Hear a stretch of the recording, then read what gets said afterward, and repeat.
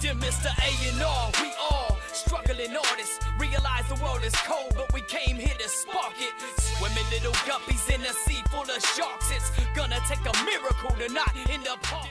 Hello, and welcome to another episode of Inside the Six with Ian and Thomas. Hi, everybody. Got a lot going on. And starting next episode, there will be even more going on. Because games are starting to be played midweek. Starting to get to the middle of the season. Yep. They get as many games in as possible. So I'm sure we'll start seeing fatigue in some of the teams.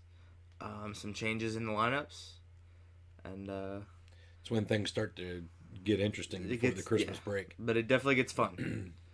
Let's see. First game of the week. Match week 14. That was Cardiff Wolves. Cardiff got a very much needed win over a Wolves team who's been kind of slacking as of late. They started off the season really well and haven't been performing as well. But it was a much needed win for Cardiff. Yeah, they're still struggling. I mean, they're still in the relegation zone, but they come up against Southampton actually this coming weekend, who happen to have a new manager right now. Yeah, Cardiff definitely needed to win, and it was a good match. It was I tell people all the time. I had a teammate say the other day that she doesn't like the lower table matches, but those are the ones that I find more exciting, because those are the ones who have everything to gain and nothing to lose. So they go for it. Those games get a little bit more scrappy. You don't see that pretty flowing football like you see from City or Arsenal as of late anyway. Those teams. Chelsea is really good at that really seamless game too. But these lower table teams, I mean, they're just trying to hammer things in, and it gets exciting to me. Palace with a very much needed win under their belts against Burnley. Palace is one of those teams that plays really well consistently, but they struggle to find goals. Yeah, everybody seems to have it in their head that they got to get one more touch before they pull the trigger, and it usually costs them even an opportunity. But yeah, I think they play well. They're a good team. They have the talent. They have the skill. Their biggest issue, I think, is they rely on Wilfried Zaha, a lot. Which, I mean, I don't know that that's good or bad. I mean, he's a good player. He's got an amazing amount of skill. But if you're going to rely on one player over and over and over for 90 minutes at a time, it's easy to shut your attack down. You're going to hunt in packs around him, and the attack fizzles out. So, but he didn't have a goal. I don't think he did. Which means they figured out that they can use someone else. James MacArthur got one with an assist from Andros Townsend, and Townsend himself got himself a goal, making it 2-0. Again, a much needed win. Palace, they need to start getting points. They've been dropping too many points where they should get 3 points out of a game where they're only getting one. Huddersfield Brighton. I mean, back to the Palace Burnley match. Andros Townsend had a really good game. Yeah, all the way around. He was actually the man of the match, I think. And his power rankings and stuff like that went up really well. Because he had a goal and an assist in the match. So I mean, he was involved in both goals for Palace. So it was a really good game for him. And like you said, it was an important win for them for the same reasons that you said. They've been dropping points. where they shouldn't be. So you're coming up against a team like Burnley, who are again a good team, just don't have the polished product yet. So it was definitely something that was important for them to come away with 3 points, especially at home. That home crowd always helps. So. Huddersfield Brighton. The game really kind of turned when Huddersfield got a red card in the 32nd minute. It was 1-0 Huddersfield, and just 15 minutes afterwards, Brighton got one to bring it back to level it up, and then just later about halfway through the second half, they got their second one to finish it off. Yeah. It was a good game. Like I said, I think Huddersfield had control until they lost their 11th man. It hurts. It really does hurt a team to go down a man. But I mean, you have to really come up with a completely new tactic at that point. Mm-hmm. Depending on where you lose that guy. Is he a midfielder? Is he a defender? Is he a striker? Hopefully never a goalkeeper. But depending on where that player is now missing, you have to get someone who's already on the pitch to take his place and do their job. So what you do is you hopefully you've got some players who are kind of utilitarian and can fill in and do both jobs with help from other people around them. But now you've got a minor size hole, especially in your defense. Mm-hmm. And it's just your tactics have to change immediately. If you got an injury or something like that, you can replace a player, with this through substitution. But when you get a red card, especially fairly early in the game, I mean it was still in the first half, still 15 minutes to go in the first half. So that's almost an hour of football, a man down, and yeah, that really and it takes kind of the wind out of your sails, because now your teammates are like, oh. Shoulders slump a little bit faster, and it just emotionally takes a little bit more out of you, as well as physically toward the end of the match.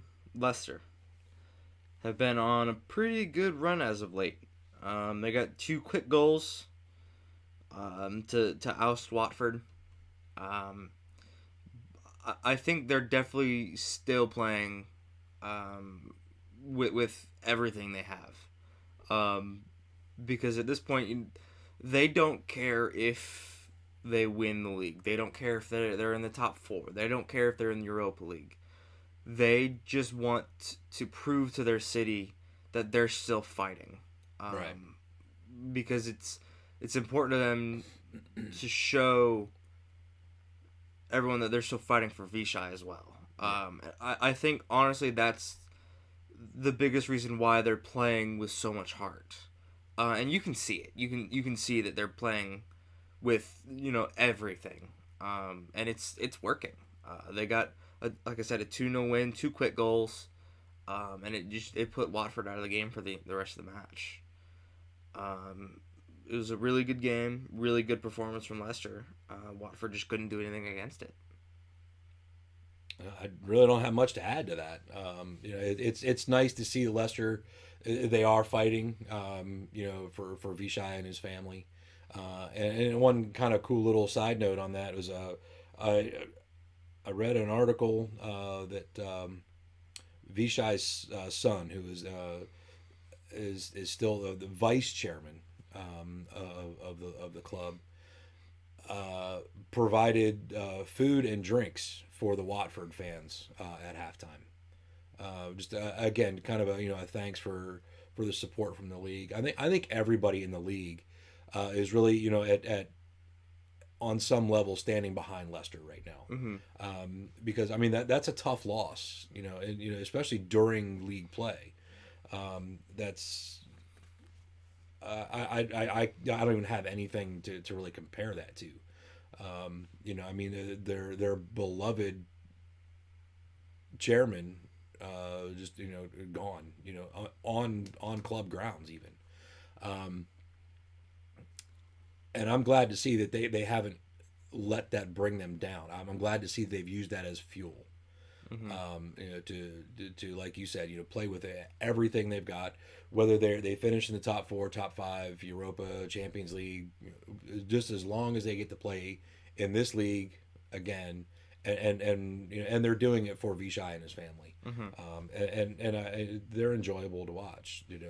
I'd like to see a little bit more from Jamie Vardy, like we did, a couple seasons ago.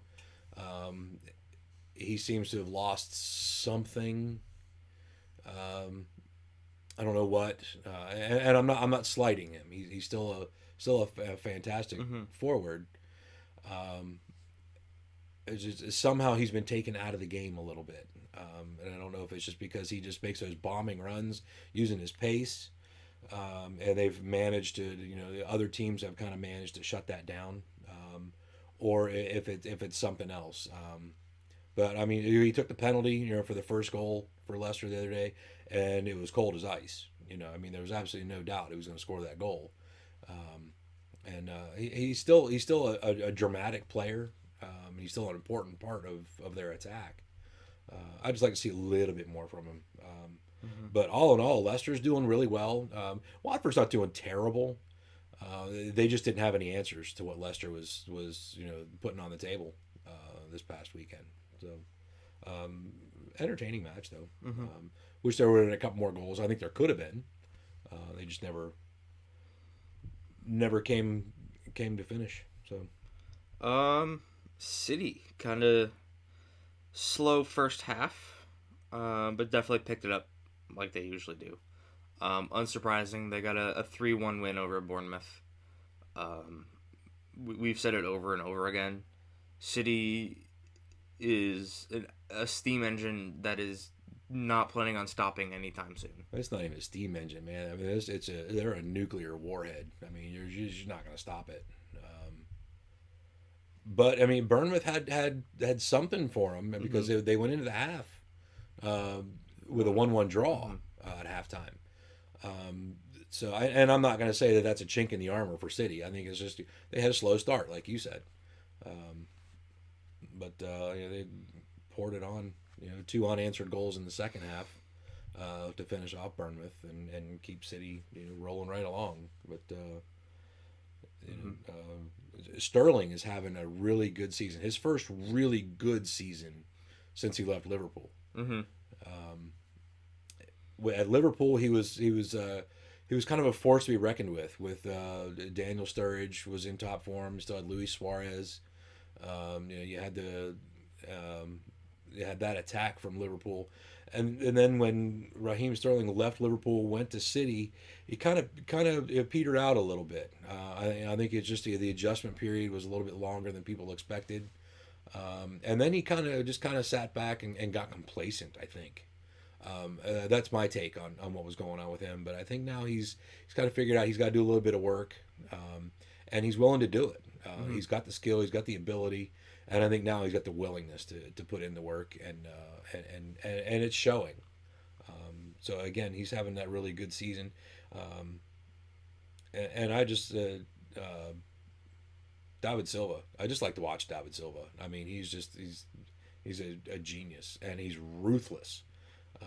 He absolutely cares not what the scoreline is. I mean, City could be up 100-1, and he's still going to look for another goal. And I like that about him. So, I mean, City's just. I'm a Liverpool supporter, but City is really, really fun to watch. I say that every week, and I'm going to keep saying it until they're no longer fun to watch. But right now, they're fun to watch. So yeah. West Ham. West Ham played amazingly against they had Newcastle. a fantastic match away at Newcastle. And Chicharito with 2 goals. Two good goals. Yeah, and he hasn't performed like that in a while. So it's good to see him in good form again. Yeah, he was my man of the match. I mean, he really was. He was the catalyst that really just started West Ham moving. But the third goal from Felipe Anderson. I'm a huge fan of Felipe Anderson. He is having a fantastic season. Whether West Ham win or lose, he's playing a fantastic game. It's just it's awesome to see, you know, a young person, you know, come up and rise like that and play as well as he is.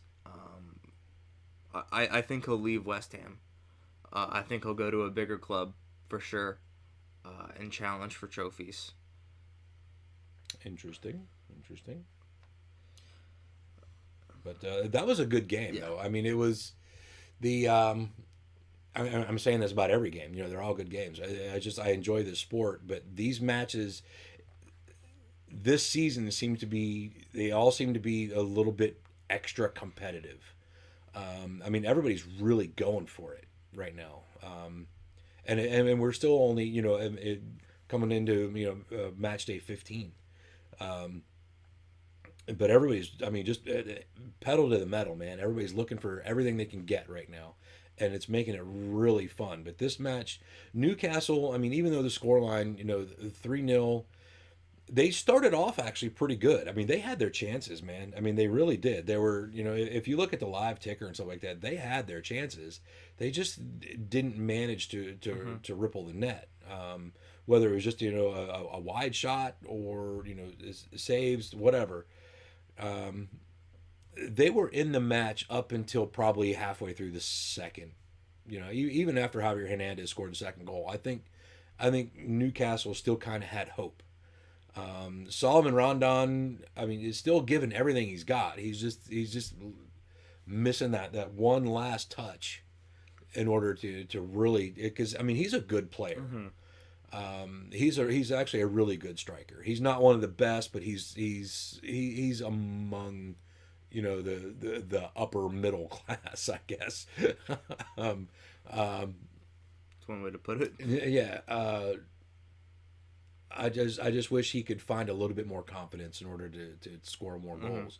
But like I said, you know, Rafa Benitez, you know, has his guys working hard. I think it was a little different because they haven't had John Joe Shelby, who's not one of my favorite players, but he came in as a sub late in the second half. He came off. Oh yes, he did. Sorry, I read that wrong. But without him, you know, in that midfield, and I think he's a really good kind of, you know, pivot player.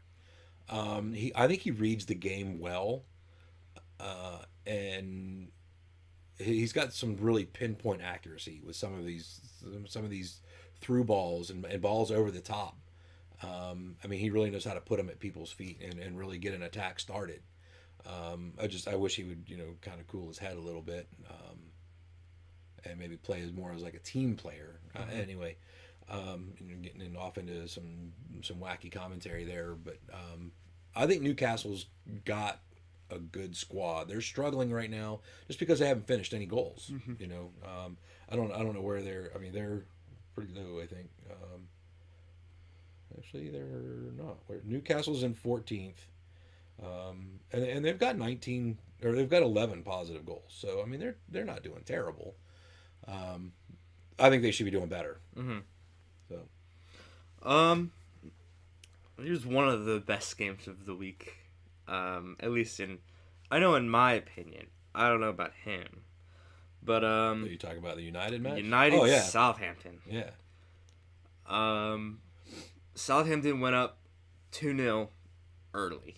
They were up 2-0 in the 20th minute, with, you know, a great goal from Stuart Armstrong and a fantastic free kick from Cedric Soares. Yeah, I mean, it was beautiful. Yeah, that goal from Cedric was beautiful. Is, I mean, really an understatement. I mean, it was hurtful. Yeah. You know, you could see. I mean, just the reaction from, I think, everybody, including the commentators on television. You know, we're just like, did that really just happen? Yes, that really just happened, Jose. Yeah. You know, sorry about it. And then United did come back. They got a goal from, get this, Romelu Lukaku. Who? He scored. Who? It's his first goal since September. I think it was September 15th. That's, come on, you're September a striker. to October to November It's almost 3 months as a center forward. And it's not like, he hasn't been getting playing time. He's been playing. Yeah. He's been playing quite a bit. He's been starting. So, anyways, so he got a goal finally. And Andrew Herrera got a goal. And Andrew Herrera's goal was really good. that was a really good goal. It was a well-earned goal. It was a well-worked goal. And that brought United level again. And that's how the game ended up. I mean, all 4 of the goals were scored in the first 40 minutes. And that was it. The second half, not much happened. A couple yellow cards. There's some yellow cards, but and I was pretty excited for Southampton. I mean, one, because I just think at this point Manchester United is almost becoming a laughingstock, for me anyway. I'm sure that they've got their diehard fans out there, but it's really it started off disappointing. That a team like Manchester United is gonna suffer the way they have. But now it's laughable now. I mean, it's and we're making jokes about Romelu Lukaku. I mean, this is a guy who, 4 years ago was the difference for Belgium. Or it was 4 years ago. Yeah. In the World Cup was a difference for Belgium, and now he left Everton because he wasn't performing there. Came to Manchester United, performed for about a minute, and now I watch this guy play in these matches, and he's getting 90 minutes of playing time, which is what kills me. And I'm not sure he even breaks a sweat. I mean, he barely breaks a jog in 90 minutes, and he's a center forward. Well, and what surprises me the most is the fact that he still performs for Belgium. Right. He still gets goals pretty regularly for Belgium. Well, I don't know what it is. is. That kind of opens United, up, that kind of opens up, what you and I have talked about more than once, that there's players on that squad who just flat out do not want to perform for Jose Mourinho. Paul Pogba, maybe Romelu Lukaku, maybe that's what's going on with him, because like you said, he does perform well for Belgium. I don't think he's the difference maker he was 4 years ago, but he's still a performer for his national squad. He's just not showing up at Old Trafford. And the only common denominator there is Jose Mourinho. And I mean, I'm not a fan of Jose Mourinho by a long shot, but I'm willing to actually go as far as to say I think he's nuts. I think he's just crazy. I think he thinks he's outsmarting everyone with these weird decisions he makes. And not only is he not outsmarting them, but they're ridiculous decisions that cost his team points. When you've got a guy who celebrates not dropping points because it's international break. Well, we didn't drop any points last week. Well, no kidding. You didn't play. That's not something to celebrate. You have a problem, and it starts in the dressing room. And I mean, that's one of the reasons he lost so bad at Chelsea, is he just lost the dressing room. So it's happened before. Yeah. But speaking of managers in that game, Mark Hughes did get sacked after the game. And I think rightfully so. I believe so. You're up 2-0. You got to be able to hold a lead like that. You can't just let it fall apart, in 6 minutes. Yeah. Well, and it's been a long time coming for Mark Hughes anyway. I mean, this isn't news. I think that was. I mean, this game was just the kind of the last piece of straw to break, break everything down. Yeah. I think had they won, it might have saved him for another week or two. Yeah, but I mean, he was on the chopping block already. Yeah, and I mean, you could even see it on his face. I mean, every match he's on the sideline like, "Crap, this is my last one. This is my last one." And I'm not slighting Mark Hughes. He's not a terrible manager. I mean, this guy's been a top club manager. I mean, he's been at some of the top clubs in the league in the past. We knew it was coming. But Southampton have a new manager coming into match day 15. There's an Austrian dude. I don't remember his last name. Let's see if I can find it right quick. Hasenhüttl. It was actually, as of the day of this recording, has been named the manager. Signed a multi-year deal, which, as we all know, it doesn't really mean anything for managers. There's always a clause in there, hey, if you don't perform, the board's allowed to, sack you. But he's got, his first match coming up for match day 15. I think Cardiff. I think they travel to Wales to play Cardiff this weekend. Is that wrong? They have one today, as of us recording this and uploading it. Okay. All right. His first match will be against Tottenham. So his first match on the day he signs his contract is against one of the top four. Top five. I'm just going to tell you they're Herr Hasenhüttl. Good luck. Hey, Tottenham are on a little itty bitty 1-game streak of bad form. Speaking of those games, moving into Sunday, we've got Derby Sandwich, as one of the commentators called it. Derby Sandwich. 3 games on Sunday, 3 derbies. The first one, Chelsea-Fulham, a London derby. Chelsea against Fulham kind of wasn't that exciting. Chelsea performed like Chelsea's supposed to perform. It turned out the way that everyone would expect a Chelsea-Fulham match. It was a 2-0 win. 2 really good goals. One from Pedro really early on, and one from Ruben Loftus-Cheek. Loftus-Cheek has been one of those players that doesn't get as much playing time as most of the other players on the team. But when he does come on, he performs extremely well. And he's actually gotten a pat on the back from Eden Hazard very recently, who said that he has what it takes to become one of England's best players.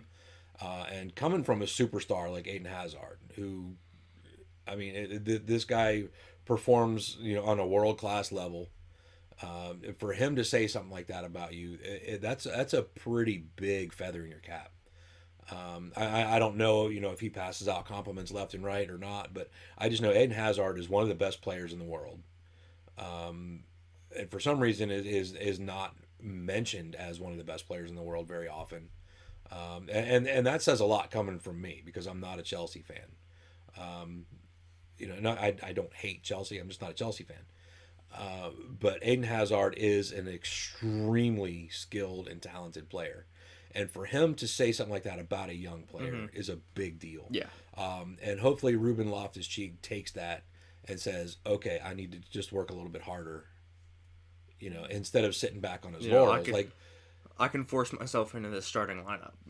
I can start for this team. Yeah. And hopefully he takes that and uses it as fuel to do better, instead of saying, oh, well, Eden Hazard said I'm good. I'm going to do what it takes to get by. And that's what happens to some of these players. I think that's happened to some of the players on Tottenham. They are some of the best players in the world, and for whatever reason, instead of using that as, like I said, fuel to do better, they've just kind of rested on their laurels a little bit, and I think it's costing them in the long run. But speaking of Tottenham, we'll get to the meats of the Derby Sandwich. The filling in the Derby Sandwich. This, to me, game of the week. And me. Definitely game of the week. Definitely a contender for game of the year. This game was fantastic. It had everything. It did. A West London derby North London derby like that. This is one of the most heated games of the year, every time. And it showed. Just after the second goal in the 30th minute, a leveler from Tottenham, the teams were already starting to get at each other. Yeah, like I said, this game had everything. It had penalties on both ends. It had fights. It had equalizers. I say fights. They weren't really fights, but there was a quote-unquote fracas on the sidelines after Eric Dyer's goal. He knows better. It was kind of a crap move. Yeah, but I get it. His celebration was to go to the Arsenal fans, and I get it. it's gonna do that. Yeah, he was at the Emirates. You got to talk a little. You got to talk a little smash. And it's cool, but but the ensuing melee afterwards was unnecessary. I mean, if your feelings are hurt that bad by a man telling you to be quiet, anyway. But yeah, ridiculously exciting game, start to finish. Yeah. 2 goals and an assist from Aubameyang, and his second goal was filthy. Rude. He's just, come on, dude. These are humans. They have feelings.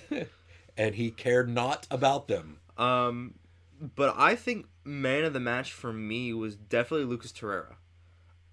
Yeah. He had a goal. It was the fourth goal. It was just the cherry on top of of the pie. But his performance, in the midfield, I think earned him the man of the match for me. Well, and his goal was his first goal for Arsenal, and it was a nice goal. Mm-hmm. But yeah, I agree, because he did work really hard in the midfield. You're watching the game. If you listen to the commentators, they say his name over and over and over because he's just involved. He involved himself. He forced himself on Tottenham. He made them take a look at him. And he had the goal. Did he have assists too? Did he? No, he didn't. I don't think so. No. I just think it's weird that I don't know, weird, but like I say, you say Torreira was man of the match. I agree with that. Fatmob actually had Pierre-Emerick Aubameyang as man of the match, and I don't disagree with that a lot. That's because he had 2 goals and an assist. He had a fantastic game. Absolutely. I'm not sliding him in any way, shape, or form. For me, I think Torreira was better all around, like in the midfield, winning the ball back and stuff like that.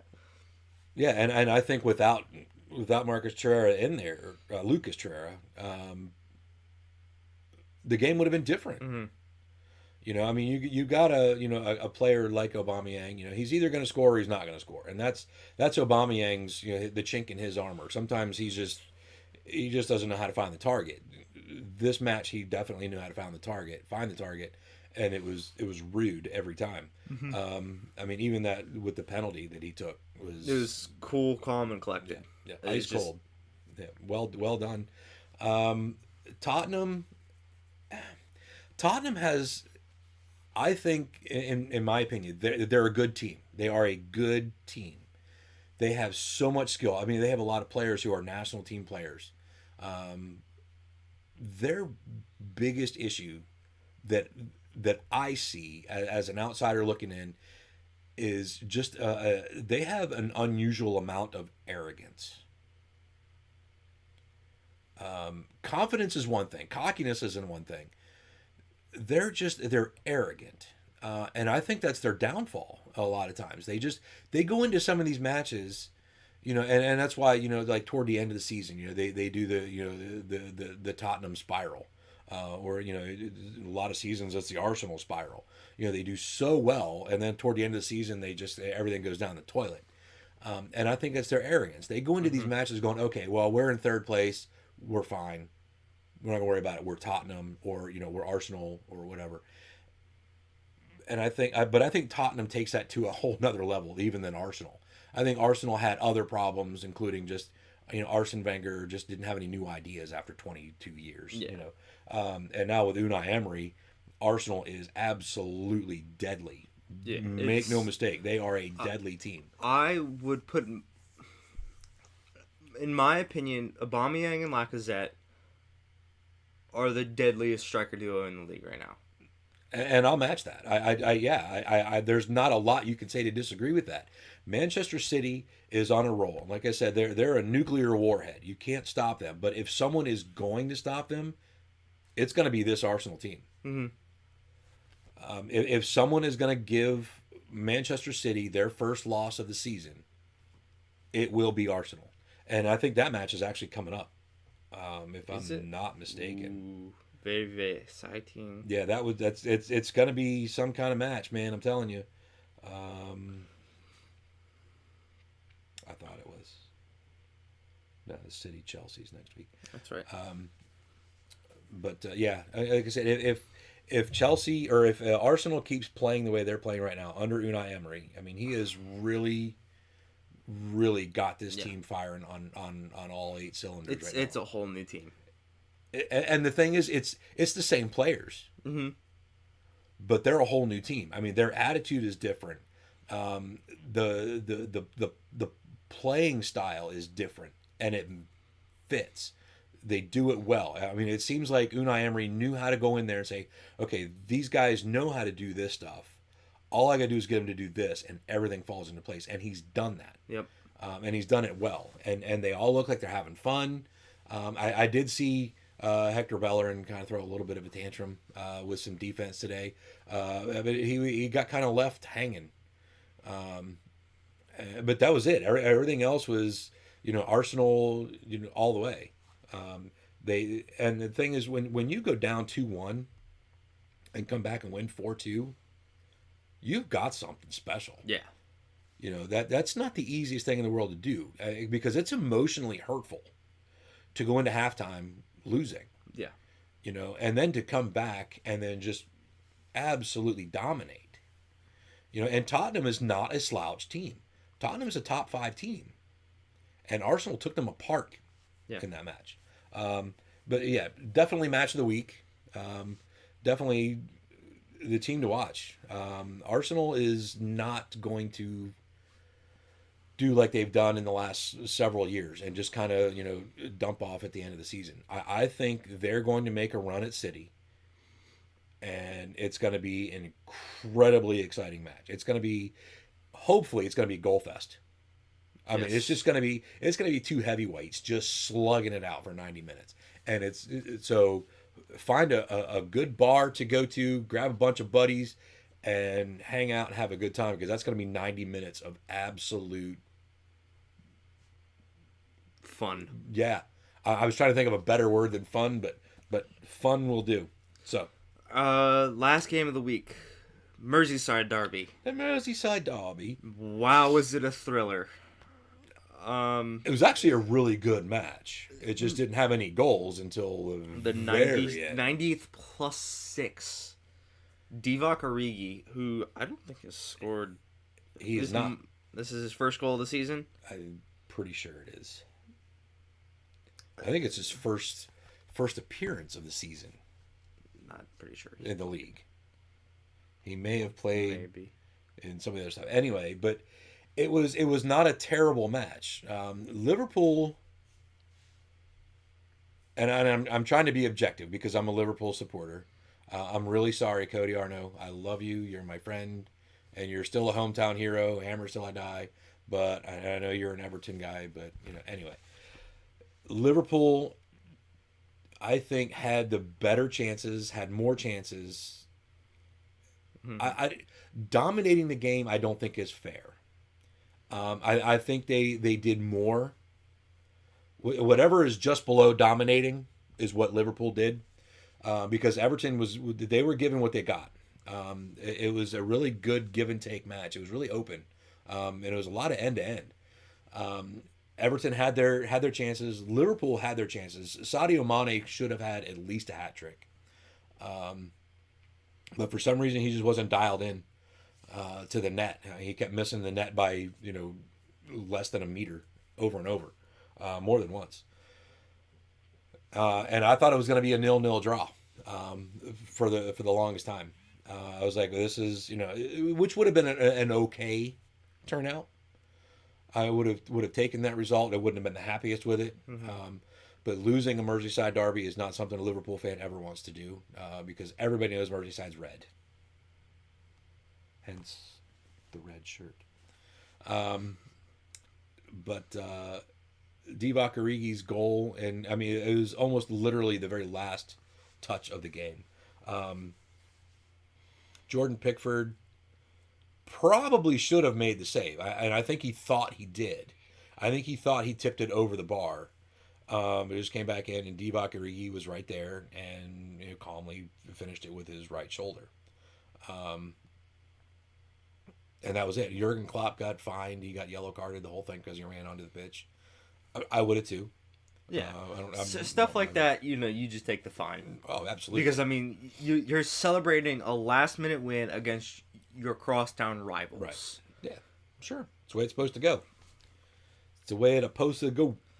But that's match week 14. 14? Yeah. We're already into match week 15 as we speak.